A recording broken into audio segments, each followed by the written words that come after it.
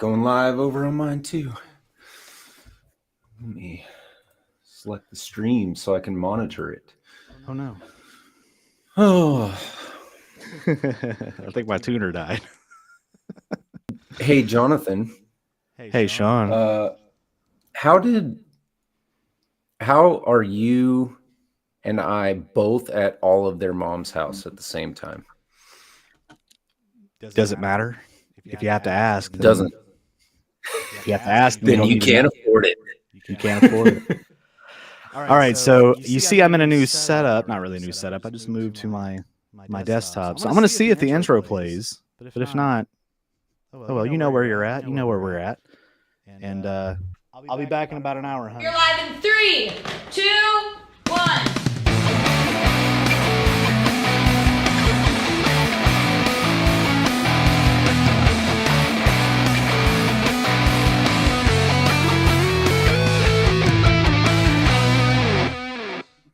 Now that I'm maybe awkwardly back. So I was gonna tune my guitar, but my tuner's dead. I have a rechargeable the Dario one. Oh no. I think I might have left it on and it just didn't turn on. But it's okay. It's just a little out. I've got a Les Paul here that's in tune.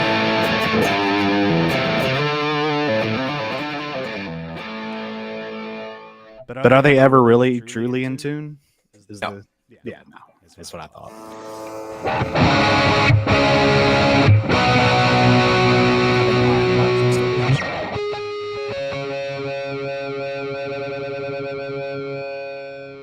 We're doing this live.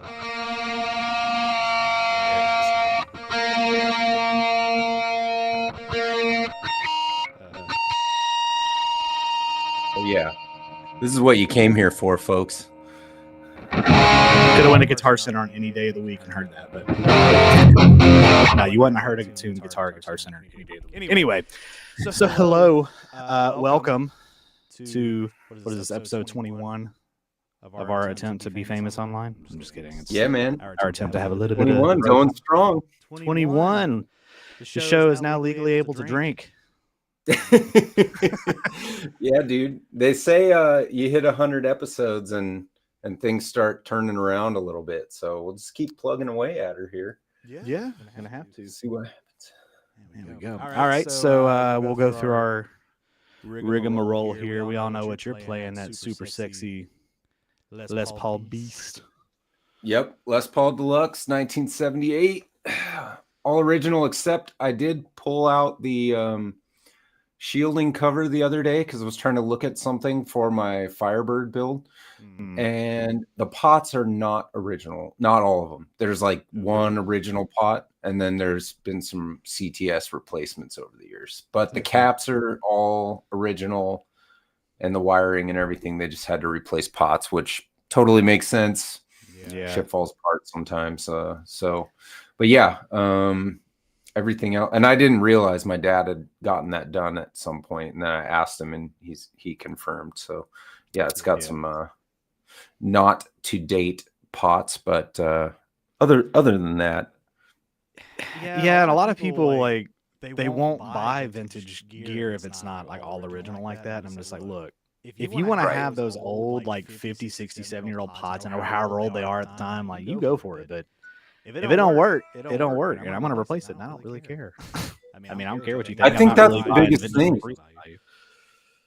You know, that I watch Tom Bukovac's channel a lot, and he always does these like little bench videos where he like comes into the frame and he's like, hello friends, and like he's working on a guitar on the bench, and he's like, he calls them choppers, like if they've been, refretted, or have a new bridge on them, or like broken parts are replaced and stuff. But his biggest thing is like, does it play well and sound good?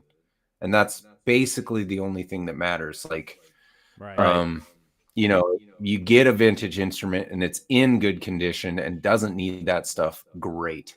But if it doesn't play, it doesn't stay, so. Exactly. Was that a Robert Baker? What do you got there, sir?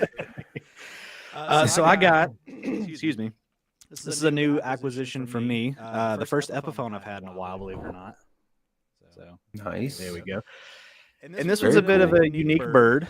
So do you know about the new Jeff Beck Epiphones, those 1954 Epiphone Les Pauls they did, the Oxbloods? So I saw the like German chocolate Joe Bonamassa one with the P90s, but I don't think I've seen the Jeff Beck one yet. So they did a Jeff Beck one. It's the Oxblood. It's like I think it's a 1954. Either way, this is essentially the old version of that before it was attached to Jeff Beck. So it's the exact same kind of thing. It's just a Les Paul standard 1954. Almost kind of like a classic, but it's got a wraparound bridge. It doesn't have the Tune-o-matic bridge and tailpiece. It just has the wraparound bridge, which I thought was really cool. And then obviously in that Oxblood color.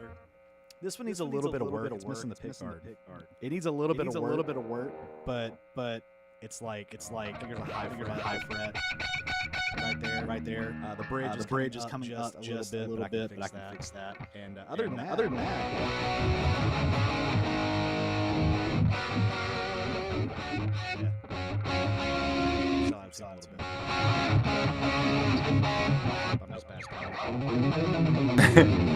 But anyway, yeah, I mean, it sounds really good. It's got some dings on it. It's got like these weird non-branded tuners on it, which is I've never seen that on an Epiphone. But this is from like 2009, I think. Nice. So, I'm like religiously on the Epiphone wiki, which I've talked about before. It's just like an old archive of like old Epiphone models up to a certain point before the website went down.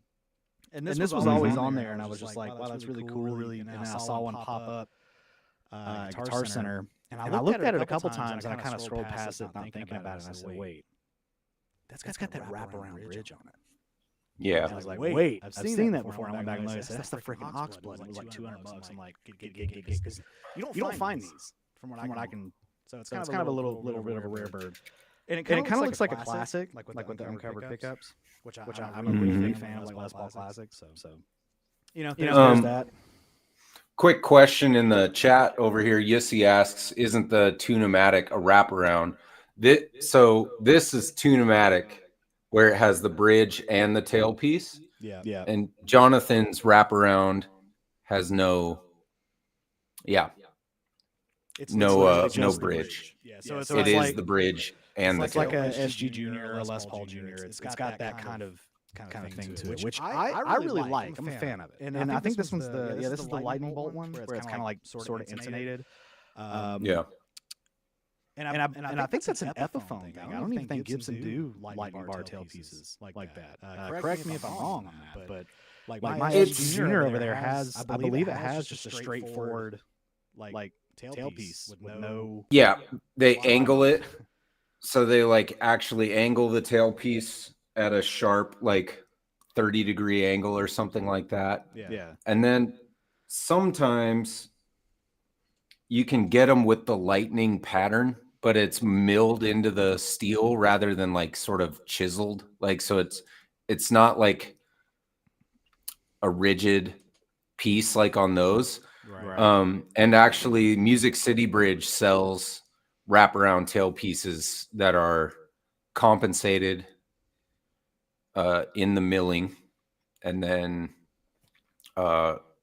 they're built with like an angle on them or something. They're pretty cool. Right. Yeah, I mean, but you're right. Like Guyker make the intonatable ones where it's like it's a wraparound, but you can intonate each string. Which I've said it before. I'll say it again. I've never had issues with wraparound bridges. I don't know if it's just other people are just like super anal about it. I don't know. But I've never really had any significant issues with intonation or tuning stability or anything. Any issue you can think of. But speaking of like things that people moan and complain about, let's talk about the. And I'm hoping I'm not like double up here. I just realized that I had 2 volumes going. So for the first whatever the stream. Oh yeah, Yussi said my voice was echoing somewhere. Yeah, so now it's gone. There you go. I turned that down, so I think that's perfect. Yeah, there we go. I had double volume going. See, I switched setups, so I'm having to make sure. Anyway. Speaking of things that people shouldn't really worry about, you wanted to talk about the video that came out, what, an hour ago on my channel? Was it revealed? I do, yeah. I thought, first of all, the 2-part video was fantastic because, pickups are always a totally hot topic. Yeah. Online, and you had what I loved about the second video was you had this really nice array of responses that you responded to and all that stuff, and I thought it was really well done. My comment that you read on the video, which I appreciate, and throwing my name out there, but was basically like, you can't really tell operational pickups from each other too much, especially in a gain scenario. Yeah. But you can tell if you have a bad one. Yes. So like these were the Firebird pickups that came with my kit. Mm-hmm. And they're microphonic, they're unpotted. They're just, I mean, if you look at it, like, they're haphazardly thrown together, which is not fine. A drop of wax on there. Not a drop. And, it is what it is. But when I put the Lawlers in that Firebird, and I'll have a video coming out of, that's a comparison video. Like, it's night and day. Like, right. So I think you can tell bad from good or operational, but you can't really, in a blind sound test over the internet, you will not be able to tell shit. Like, well, won't make a difference. And again, I go into that kind of test fully aware too, which I don't know if I said this. I made that first part of the video a while ago. You can tell from my setup. It's like my old desk and all this other kind of crap. But anyway, yeah, kept the original files and like made sure everything was good for the reveal. So if you haven't seen either one of those, you can go check that out and give your own conclusion on that. But now I forget what I was going to say. Shoot. Anyway, so there's that. But yeah, bad pickups, they do exist. Yeah. Oh yeah, I was gonna say I'm fully aware that with a test like that, most people are gonna be listening on their phones. So even if there was somewhat of a major difference, you're probably not gonna be able to pick it out because you're probably listening on either cheap earbuds or your crappy phone speaker. So right. You really have to, if you want to try to pick them out, studio monitors, good headphones, you can hear it a little bit more, a good speaker, just regardless. But that's the thing, is not a lot of people are watching videos like that and getting the true nuance of it. But yeah, bad pickups do exist, and it all comes down to the construction of it. Like you said, microphonic, low output, and again, you may want that. There are some people that want microphonic pickups or low output. It just depends on what you're looking for. But generally speaking, if you want, high gain, rock, metal, stuff like that, or whatever, even with blues, anything with any kind of significant amount of gain to it, you want higher output pickups. You don't want them to be microphonic. I mean, it's the same reason they make noiseless single coils and stacked P90s and all that other kind of stuff. Trying to eliminate all the noise.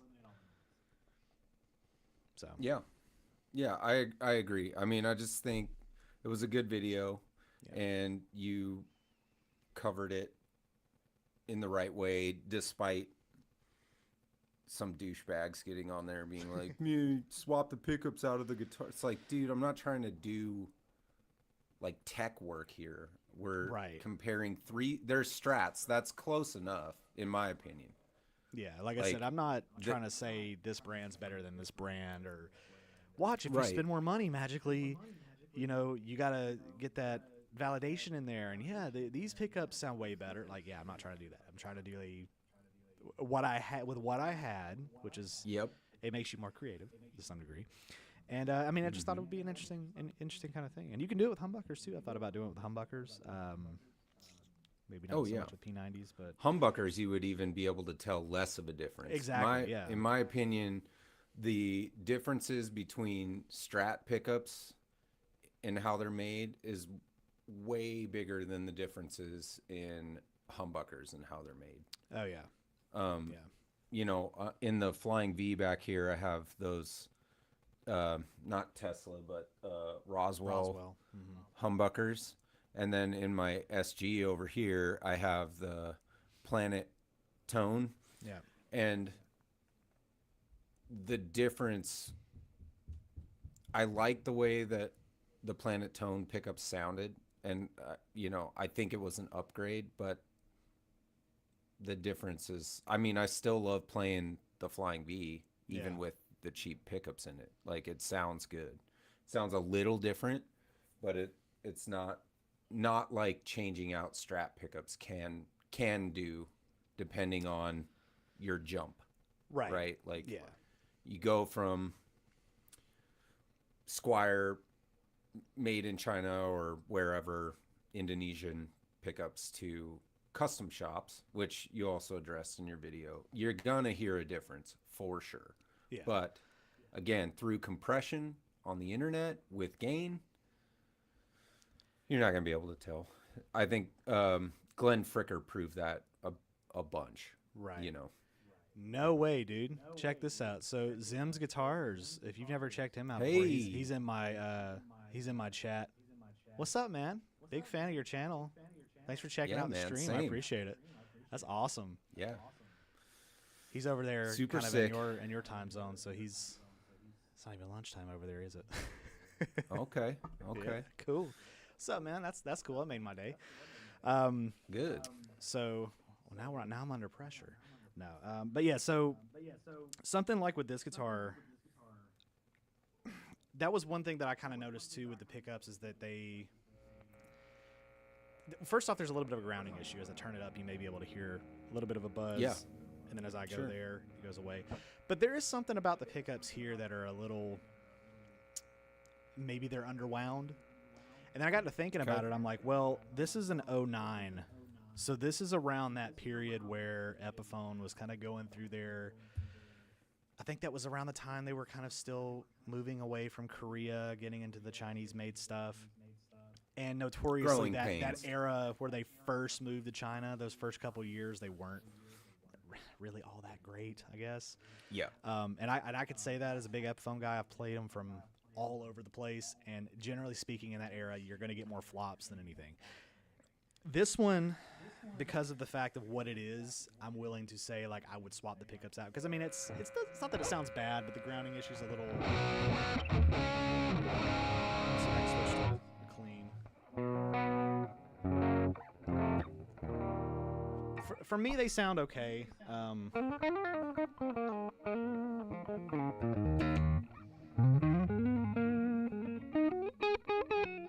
Like the neck sounds okay. Something about the bridge. I don't know. Maybe I'm crazy. Maybe it's just me being whatever. But I've thought about changing those out simply because they seem like they're a little underpowered to me. Not because the tone is bad, but obviously in our minds, you hear it with producers and mixers and all that kind of stuff a lot. Is that the louder something is, the better it's perceived by the listener, right? You hear a loud song, you're like, oh, that's mixed well, and that's an awesome song. But if you hear something that's maybe a little quieter, even if it's the best song in the world, it's like, it's not as good as. And that's kind of where they say, like, with not streaming, in your face. They said streaming has killed the loudness wars because they just equalize everything. Everything that's up here, and it puts everybody on fair ground, I guess, unless you are uploading AI bands to Spotify, which is a whole nother can of worms. That's a problem. Yeah. Why don't you tell me your little tale, and then I'll go into my experience afterward. Yeah, because I know you're the one that brought this up, so clearly your experience is maybe a little bit more candid than mine. But anyway, so mine was like pretty simple. So I'm working on the video for the Red Hot Dogger, right? And I found a drum track online first off, and it was something that someone made, and I always give them credit in the description, so we'll figure out who that is in a little bit. But anyway, and it's like an 80s inspired kind of thing, because I've been real heavy into like a a lot of 80s like glam metal, hair metal lately. It's going around. Yeah. Yeah. And I mean, I've always kind of been into it, but I've been like real heavy into listening to like Def Leppard and Judas Priest and like Wasp and things like that. So I'm like, okay. So I was playing around with it, and I said, you know what would be kind of cool if I could try to get some kind of vocal track on it, just because I'm like, I love the drum track and I love the riffs I wrote. So I said I might just do the whole song. It's like a 4-minute long track. Right. Does anybody want to listen to it? I don't know, but I might do it. So I said, well, let me try to get some, like, you know, incorporate AI in here, do vocals. Not that I really want to do that, but I can't do 80s hair metal vocals. Right. And I don't know anybody that could. So if you want to, let me know. But anyway, so I tried doing things like Suno, you know, kind of going through there where it creates the whole song. And I was like, just make it as cliche as you possibly can. Like the cornier, the better. Yeah. So I wrote some corny lyrics, and I mean, it was all kind of cool. And I found this other website where it's like you train a voice, or you can replace a voice, and it comes off. So like I tried it with my real voice. I like sang a part of a song and then put it in there, and it was really, really good. Like, it was like scary how indistinguishable it was from my voice to the replacement. I was like, that's crazy. Sure. But what I tried to do was I was trying to use Moises, which is another AI thing. If you don't know what that is, you can separate the tracks and all that kind of stuff. So I said, well, I'll make a song in Suno, and then I'll try to separate the tracks to get the vocals out of that. And then I'll run, if I don't like the voice from the Suno song, I'll run it through that other website. You know, so I'm like AI on AI on AI. I'm like, I'm pulling it all in there. And I don't think that works, and it was really frustrating because obviously all these websites are like, they want logins, they want you to sign up with your Facebook. So I'm like having to create all these different accounts. I'm like, why can't you just get on a website and just use something and then be done with it? Yeah. You know, it's like if you got to convert an MP3 to something, like to a WAV file, like you got to create an account and you get one time to do it before, oh, here's the pro. It's like, we don't need all that. Anyway, that's my frustration with it, is it was like, you can't, if you're thinking about doing that, you can't use Moises to separate stuff out from Suno because it's going to sound all garbled and like crap, and you can't change stuff around. So just don't even. I wasted a good like 2 hours. Oh yeah, it's a rabbit hole for sure. It really, it was cool. The tools are really nice for songwriting, but man. So anyway. So my experience is with like all the same websites that you're just talking about. But basically, I caught a YouTube video of a guy. He wrote a song called like Under the California Moon. And he just acoustic into his phone, sang it, dropped the lyrics into Suno, and Suno made 2 fully produced tracks with vocals and everything in like 10 seconds. And I was like, no fucking way, dude. So I have a bunch of back catalog of music that I've recorded over the years. I have this song called Burning the Candle, and it's like hold on.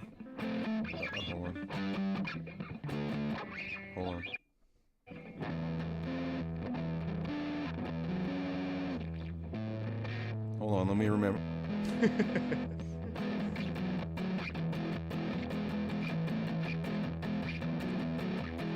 Burning the candle on both sides, watches the flame slowly flickering down. Right, so wow, you got a voice like on that's well, a little, not like what I'm about to describe, but so I, you know, forever young in my mind, forever young. So I put in the first minute of that song into Suno, and then I wrote out all the lyrics, and I clicked extend, and I used 10 of my credits. They give you 50 credits. And I am not kidding. By the time I had that thing nailed down, it sounded like Sammy Hagar was singing it. And it was like the octave up from what I was just singing. Right. Had all this gravel. The composition was so much better. I was so pissed, dude. I was like, it was like instead of like, burning the candle on both sides. It was like, we're burning the candle on both sides with backup vocals, freaking guitar solos, which frankly I could probably do better. But they were good. They were usable. It was like a 5.5 minute track. I was so fucking mad. And I was just like, I could never sing this. I could never do this. Right. But it actually like codified something in my heart that I knew always to be true, was that I am a good songwriter. Like I actually can write, because what it sounded like at the end of it was so good. It was like that. I mean, that could go on the radio like today. And I was like, if I had the talent and a producer that was like, hey, maybe if you, you know, instead of, maybe you'd be like extended that out, right? Like, burning the candle on both sides with like, and then it's like, then we'll get some backup singers in here, blah, blah, blah. Like, if I had the resources, like that's what it would have sounded like for sure in my head. It was like, came out exactly what I wished it always would have sounded like. And so to me, it was like kind of reassuring, like something that I always thought was like, I know I could write a good song. Like I've always had that in my bones. I always like literature and poetry and stuff like that, and I have a pretty decent vocabulary. So you know, it's kind of like I can do this, but the level at which I can afford to do it and the talent at which I can perform it at is limited. And so in that regard, I find it a very good tool, like you were saying, for songwriting. But I ended up just like deleting all that stuff. And I was kind of like, you know what? I'm just feeding this thing and making it better, making it easier for it to steal art from us. Like, I want AI to like do menial labor tasks that nobody wants to do. I don't Draft want AI me an email, right, that kind of stuff. Like, you know, like I want to be able to prompt it to like create a wave solder palette that fits these dimensions and stuff like that. Or, you know, if we're doing robots, get them out in the fields picking blueberries and apples and stuff. Like, I don't want AI to do the stuff that we love that makes us human. So I was just like, I'm just going to be done feeding this. And on BandLab, they have a separation tool. So I started recently paying for BandLab. And I think that's the most useful thing. So like, I took an old song that I knew I could sing better now, that I wrote with my old band, separated the tracks, cut the vocals, re-recorded new vocals. Sounds way fucking better. And I'm going to redo the guitars as well, because at this point I can redo the guitars. Yeah. And the bass player and drummer were already sort of at pace at that point. They were way more talented than me for that stuff. So yeah, man, it was just like, this is what I want to use. I want to use AI to like produce the levels of the track and like put a sheen on everything and like clean, you know, denoise my vocal tracks and like do it that way. But I don't want it to like make the whole song for me at all. Yeah, and that's what I was kind of going for on my end, was like I just wanted vocals. That's all I wanted, was the vote, because I'm like, I have the idea, I can feed in like, here are the BPMs. Really the key didn't matter all that much, because on the other website where you could change the voices, you could transpose like up and semitones and stuff. So it was, you know, you could pretty much get any key you wanted or change it from like male to female or whatever. Oh wow. So yeah, it was really cool. Ran out of minutes on that very quickly. I think you could only upload like 20 minutes worth, and over the time of doing it, trying to figure it out and playing with it, I just whatever. But anyway, but I was like, you know, if it was good enough. Which it showed in the demo that it was absolutely good enough if you just wanted to like experiment with a different, like what would if a girl sang this, like if I sang it, but you know, if a female vocalist sang it, like what that, like it's good for that. But yeah, the thing with Suno, to me, again, with it being a good writing tool, it's like it could write a riff that you could not steal. I mean, realistically, as guitar players, we just lift licks from everybody else, right? That's all we do. Yeah. So it's not really doing anything that we're not already given its own spin on it, and you can kind of maybe take inspiration from it. To me, if you take inspiration from an AI written song and just say, like, oh, that lick was cool, and then you incorporate that and then make a song based off of that one AI lick, like I'm not going to sit and say you're, you know, causing the downfall of music.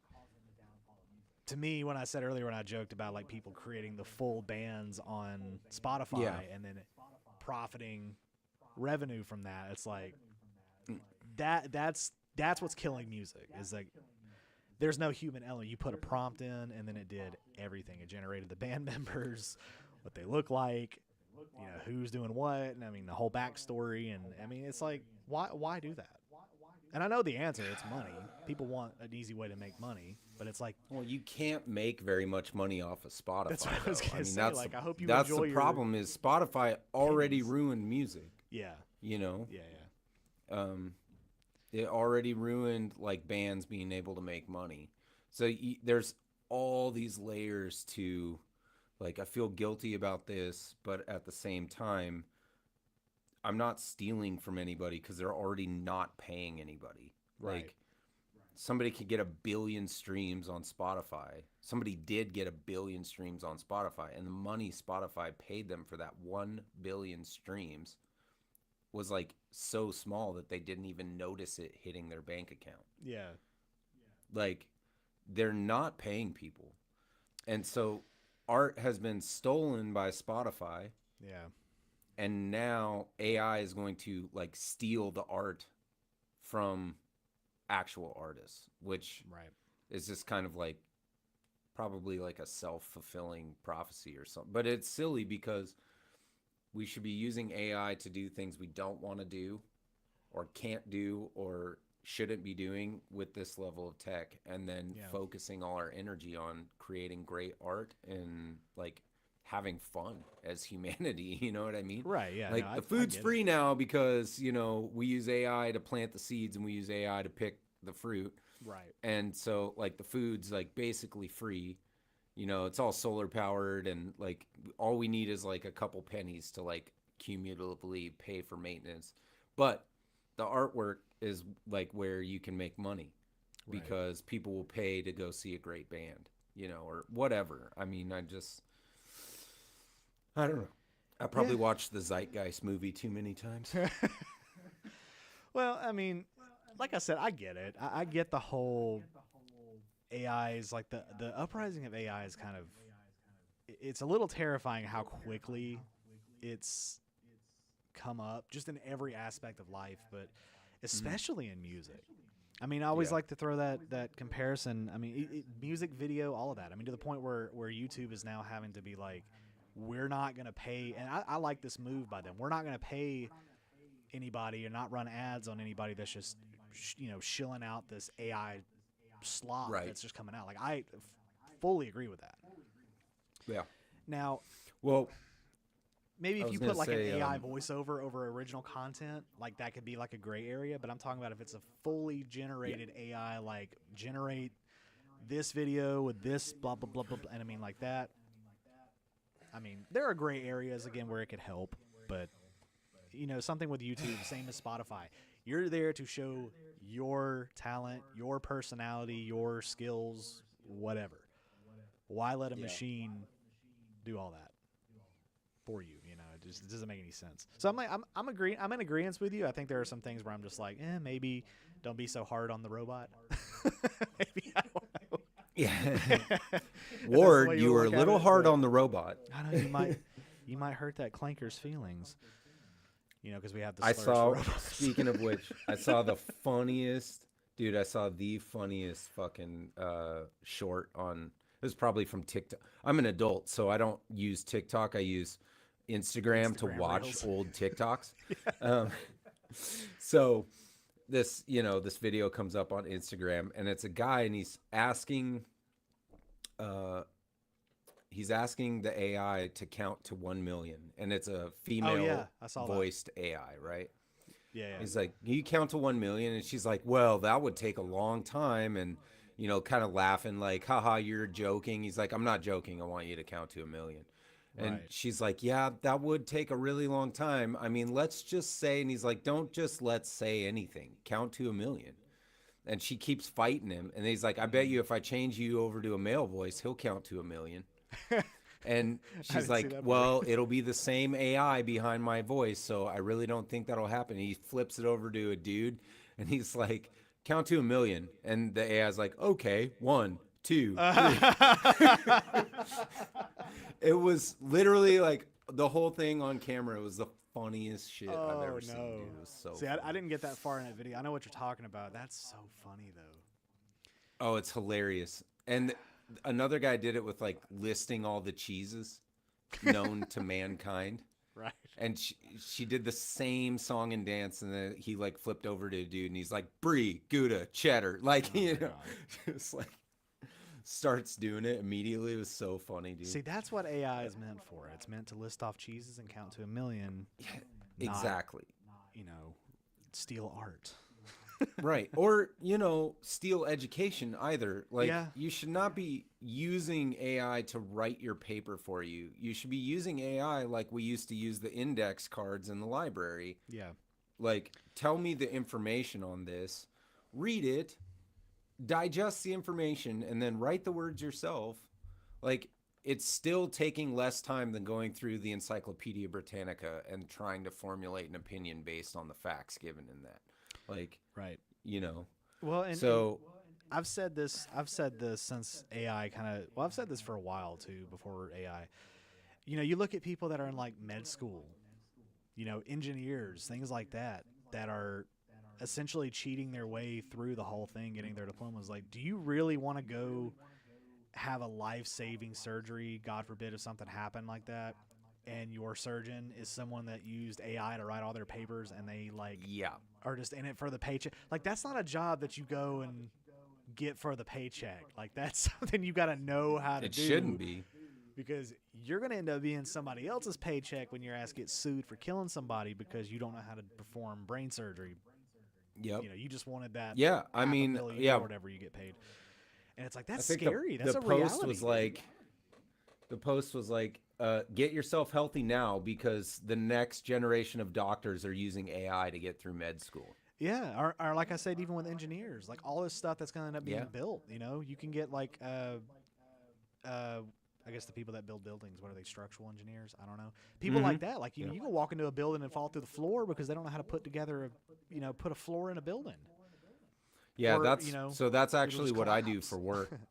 I'm not technically an engineer, but I do engineered floor and roof designs using a specific product line. Right. And I was kind of worried AI would take my job, but I actually fit in a really interesting niche where I don't think it will, at least not right away. Right. But yeah, maybe someday it might. I want to get to a few comments. 2 Yards says to put it in the words of Plato, AI sucks. And then Yussi says, why is it even called AI? Is it intelligence or a highly developed computer program? Art it is not. Yeah, that's true. Mark Spurgeon says he's part robot, which is true. He's got a lot of metal in his bones now. So he's going to help rule the world. And Jimmy Biter joined the chat, and 2 Yards said, on the other hand, some surgeons use old school cutting and refuse to learn new and more efficient ways to operate, which is also, you don't want that. Yeah, being ignorant to new skills, that's not the way. That's not what we want. If you find a Right. better way to do it, like now that sounds that sounds contradictory to what I just said, because I mean, some people say, well, AI is the better way to do it. Not necessarily. I'm saying just if you find a better physical way that's not really a shortcut per se, you're not cutting corners, like, do it. Just do it. It's innovative. That's how if things it's a improve. laser scalpel that doesn't let blood let out or whatever, right? And allows you to like be more precise and more accurate because blood isn't spilling all over in the place where you need to operate, then like like use the new tools. And your steady human hand and your wealth of knowledge of the human body. But like, I think, to your point, like you're contradicting what you said. No, I wouldn't say that. I would say you're looking at things with an objective, realistic view where you don't have to throw every baby out with the bathwater. Right. We need to get back to that. We like, this is a good thing. This is not such a good thing. Like, let's either rework the not good thing to be a good thing, or let's get rid of that part and keep the only good thing there was. And that's, we'll call it a win, So, I mean, we could use a little more objectivity in this world right now, for sure. Well, and I mean, to kind of get it back on topic with, guitars and stuff like that. This is a really great way to look at that with like innovation and stuff. Look at Gibson, for example, or even Fender. The two arguably the biggest legacy brands out there. They have gone decades and decades and decades doing the exact same thing over and over and over and over again. And people are like, oh, there's obviously these flaws there, but it's all legacy and it's all this, that, and the other. And then when they try to innovate, oh, we don't like that. We don't want that. We don't want it to shit on them. They don't want, and then there's just like, well, then we'll go back to doing this. Oh, but the headstocks break and the angle, and then you got like the G string. Okay, we'll do a new nut. No, don't do a new nut on there. Don't do this. Don't do that. Don't. It's like, what do you want? And it's like those are the people that refuse. Because like me, I'm maybe considered a traditionalist when it comes to it, because like I've never really experienced the issues that people talk about, like the G and the B strings maybe occasionally give me issues with tuning, but other than that, like I don't have any. I'm like, if they made it and it kind of works, it works. I've never broken a headstock on an Epiphone or a Gibson. Knock on wood. There we go. But it's like it can even be seen as something as small as that. Like people, you got to innovate sometime. If you're going to complain about it and someone gives you a solution, like don't complain about the solution, which is what people do so much nowadays, and it just irritates me. Yeah, because it's like you can accept it.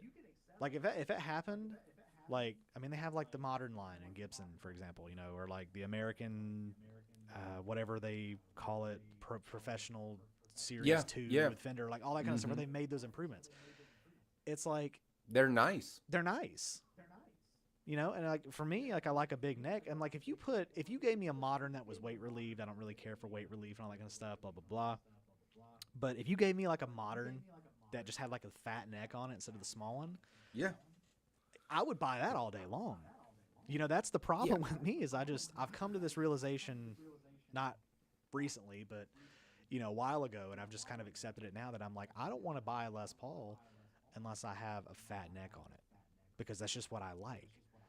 But that limits me to, like I said before, with the moderns and vintage things like that stuff. That are good. Yeah. Maybe getting a little off topic there, going to preferences, but I mean that's a good way to maybe roll into this little segment here. Is that's something that I'm going to kind of do a video on soon-ish, maybe kind of relevant to that. But I'll talk about that when it comes out. I'm waiting on something to arrive before I do that. But anyway, So innovation, y'all, don't snub it out. Accept it to some degree. If it works, it works. If it don't, it don't. That's why innovation on innovation is not a bad thing. Sound like a corporate meeting here. Synergy is what we need. Well, I mean, synergy. Synergy. It's like, what's that from Step Brothers, where he's like, doing the manpower to discover the science behind what you need. Oh, yeah. Putting in the man hours. Right. Prestige. Well, I mean, again, it was a really cool experience. I don't know how much I'll use, Suno for things like that. Yeah. Ultimately, like, I want my songs to be my voice and like my guitar playing, but like using it to extract a drum track and a bass line would be extremely helpful for me and not far beyond things that I've already done. Like on GarageBand, I will use GarageBand to come up with bass lines because I'm not a bass player. I don't own a bass, and I don't know a bass player around here. And I also don't always have time to just like call somebody up, have them come over for 4 hours and record a thing. It's like, yeah, I'll take the generated bass line and the generated drum tracks or loops that I get from other, mediums or whatever. And and then I can record my songs with me singing. But using Insuno, like, it definitely is making me think about the way I compose my songs. And that was the biggest eye-opening thing, was like what it did with Burning the Candle was like, holy shit, like that is so good. And I was like, my songs are good, I just need to like really sit and think about how I'm structuring them. So I, again, don't throw the baby out with the bathwater. There are some good things, like what you're saying, accept some of the innovation, the parts that you need, and do the rest yourself.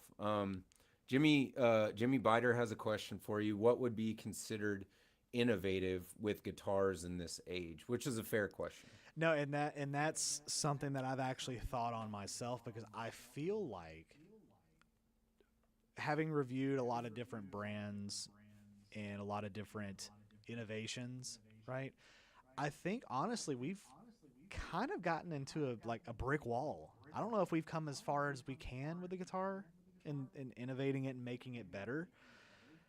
I mean, I think that where we're at right now, we're pretty good. Like, if we just made them how we made them now, I mean, I don't really know if there's more we can do. I mean, you have cheaper brands coming with things like stainless steel frets, like beautiful rolled edges. Like that used to be like custom shop level stuff. Like, oh, you got a rolled edge. Like, that's either vintage or custom shop, or like stainless steel frets. Man, you're paying a lot of money for that or whatever. But I mean, now when you're seeing like guitars on Amazon that are like $200 and $300 with those features on it, like, people have found a way to make it affordable. And it's like, well, how do you innovate beyond that? I mean, I know so what you're saying is the innovation is not changing what this instrument is necessarily, or even necessarily how it functions.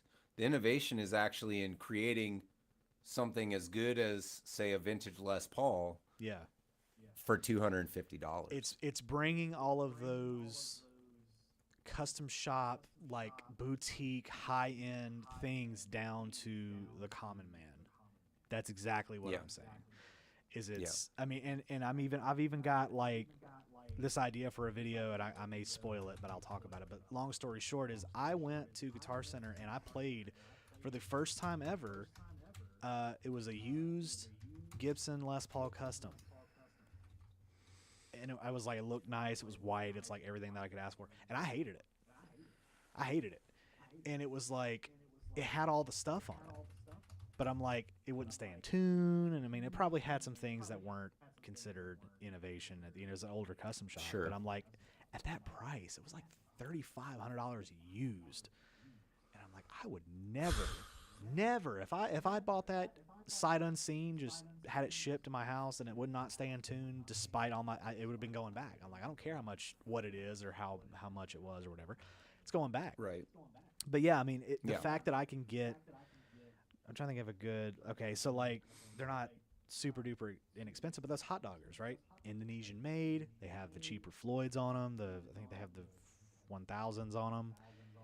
Mm-hmm. They're great. I mean, those are, despite the graphics, they are killer instruments. Electronically, playability, the necks on those. I mean, the necks on those Kramers. Yeah.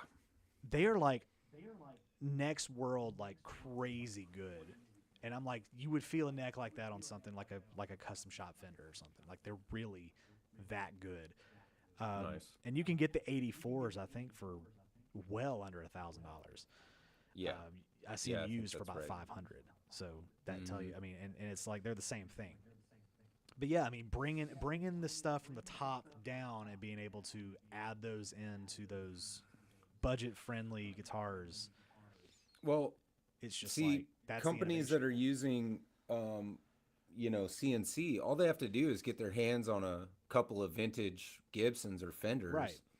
and measure the neck profile, and then tell the computer to like carve that neck profile. Exactly. And Bob's your uncle. There you go. And I think that the CNC machine is probably the biggest innovation.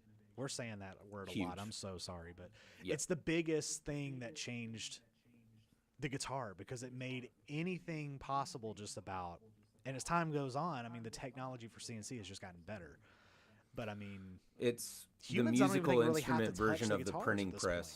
point. And then Yeah. just be like, oh yeah, everything's set right, it's good. And Yeah. it's like it's perfect most of the time. You know, and it's just like I mean, it's crazy. and everybody says, "Oh, but you want something that's touched by human hands," and you're like, "Well, maybe, but also like I don't want to disparage like craftsmen from like doing what they love." Oh no, But, like, absolutely. And boutique guitars are not the same as mass-produced guitars, which are slated for accuracy. Right. And slating something for accuracy via a CNC machine is objectively a leap forward in the quality of the instrument you can get Right. and at the price you can get it for. Just And- is.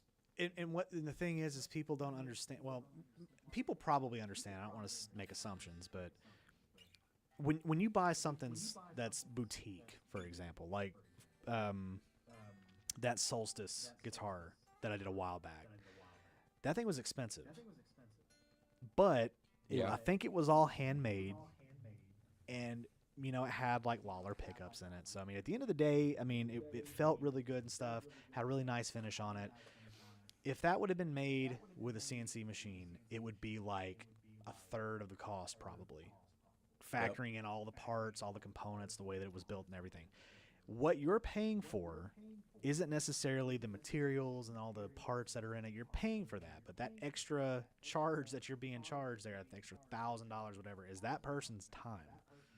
Yeah. and Man hours. that's what it is. I mean, you go boutique or you go custom shop, anything or whatever, Wood Library or private stock, whatever PRS's is, you're paying for someone's time, which, you might think, oh, that's $1,500 extra because somebody put their hands on it. Like, that's ridiculous. Like, yeah, but you go and do it and see if you don't want that extra, whatever cut of that 1,500 or 2,000, wherever you get. Yeah. Like, it's, Yeah.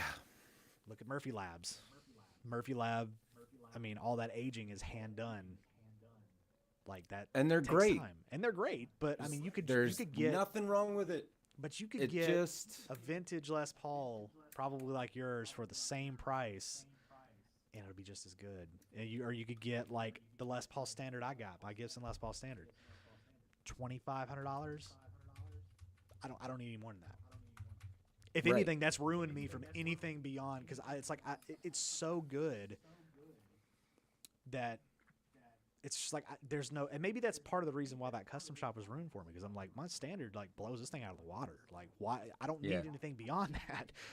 And it's Yeah. it's really, I don't know. It's a weird thing, because once you get to that point where you can finally get something or whatever, it's like,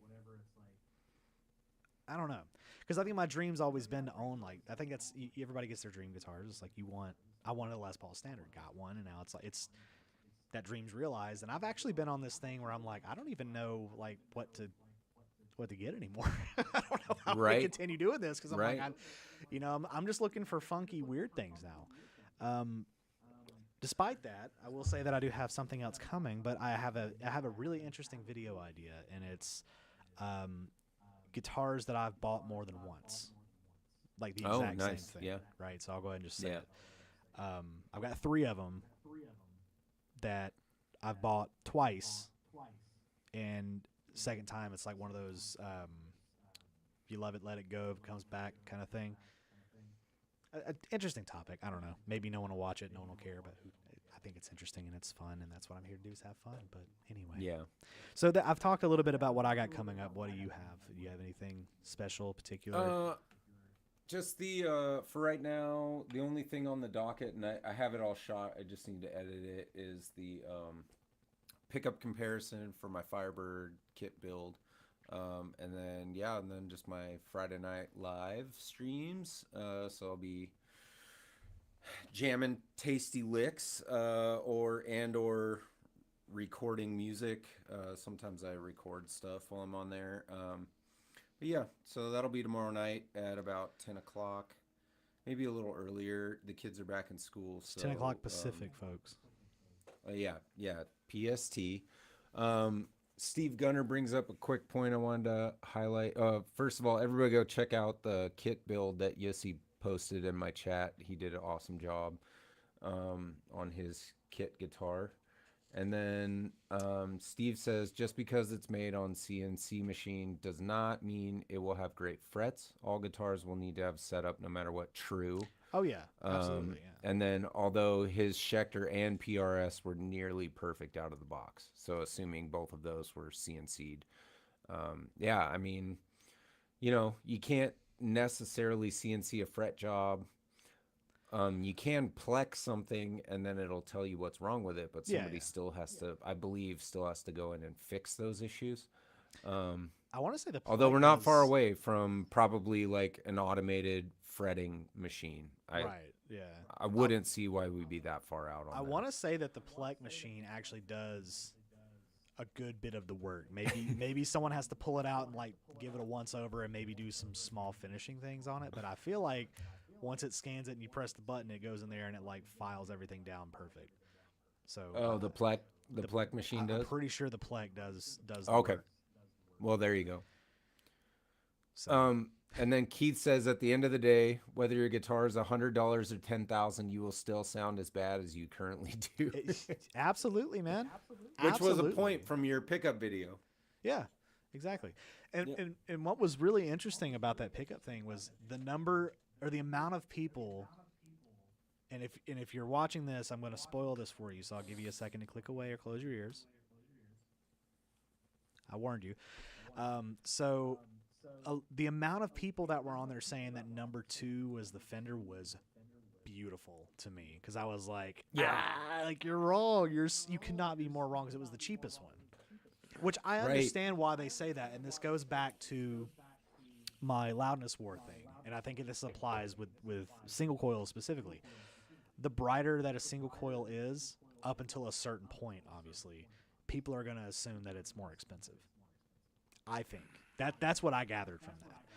Because that was strange, because in my experience, the nicer pickups have a much warmer tone. Right.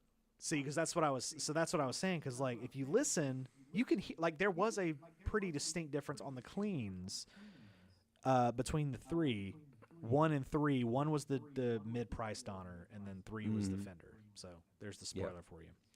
But yeah, 1 and 3 were pretty similar with that mid warmth thing, and then 2 was a little. But I don't know. It was strange to me that people said that, because generally people say those bright single coils are like, oh, they sound cheap and they're this and that and the other. But I don't know. Apparently, with compression on, they sound pretty darn good. Apparently, yeah. Well, buddy, should we wrap this thing? We should. Why am I echoing all of a sudden? My computer like went, and then now I can hear myself like it's direct monitor. Let me. Oh, weird. No. Okay. Well, it's a good thing we're about to be done. So, anyway, yeah. To fill our strumming quota, maybe. There you go. I don't know, just some notes for you. We do play as well. We do. Besides just bullshit. Well, like I said, this has a grounding issue on it, so I'm trying not to play it too much, because, I mean, if I turn it up, well, you can hear it buzzing away a little bit. But anyway, yeah, so that'll do it for episode 21 OnlyFrets. Thank you guys for sticking around. I think I had Mark Spurgeon was in my chat over here. He just said, "What's up to Zim's Guitars?" And if you don't know Zim's Guitars, awesome dude. Go check out his channel. Big fan of his channel. I like watching his restrings and setups and where he does his guitar hauls for his stores and stuff. He's an awesome dude. Make sure you go check out his channel. And yeah, it really made my day, him popping in here. That was cool. So thank you if you're still around. Yeah, that's awesome, man. And yeah, like I said, I got some interesting stuff coming up on mine. Sean will have his live streams. Didn't mean to cut you off. No, you're good. Yeah, live stream Friday. Shout out Zach, Keith, Steve, who else? Yussi and 2 Yards, and Mark was over here for a little bit too. Jimmy Biter, and I think that was it. So, shout out to the dudes. All these guys have channels saved for Mark, so everybody, if you popped in and didn't say hi, go check out their links in the chat. And yeah, man, thank you everybody for tuning in, and I guess we'll catch you back at your mom's house next week. Yeah, unfortunately, I got to get back to work, so your mom will have to wait. But yeah, next Thursday, every Thursday, 2 p.m. Eastern, 11 a.m. Pacific. Y'all catch us around. We'll try to start on time at some point, maybe by episode 41. Who knows? Yep. We'll catch you guys next time. Thank y'all for stopping in. Have a good Labor Day weekend. Yep. Peace out.